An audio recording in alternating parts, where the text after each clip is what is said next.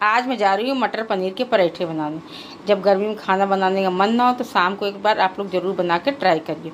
सबसे पहले हमने हरी मिर्च, अदरक और लहसुन को मटर के साथ दरदरा पीस लिया। उसमें थोड़ी सी सौंफ भी ऐड कर दी।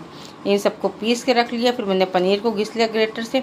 उसमें थोड़ा सा नमक मिक्स किया, सबको अच्छे से मिला के रख दिया। तब तक फिर मैंने आटा सान लिया तो उसकी लोई ली और इस मसाले को उसके अंदर भरा और धीरे धीरे भर के आपको बंद करना, ना ज़्यादा मोटा बनाना ना ज़्यादा पतला बनाना है आपको। तब तक मेरा तवा गर्म हो गया तो मैंने पराठों को अच्छे से बेल लिया और तवे में डालने के लिए सेक दिया। और मैंने फिर इसको देसी घी से सेक लिया। आप लोग तेल, रिफाइन किसी से भी सेक सकते हैं। और देखिए मेरा पराठा कितना फुल। मैंने फिर बटर के साथ बच्चों को, चटनी और बटर के साथ मेरे बच्चों ने खाया। आप लोग बनाइए, खाइए, सब्सक्राइब करिए।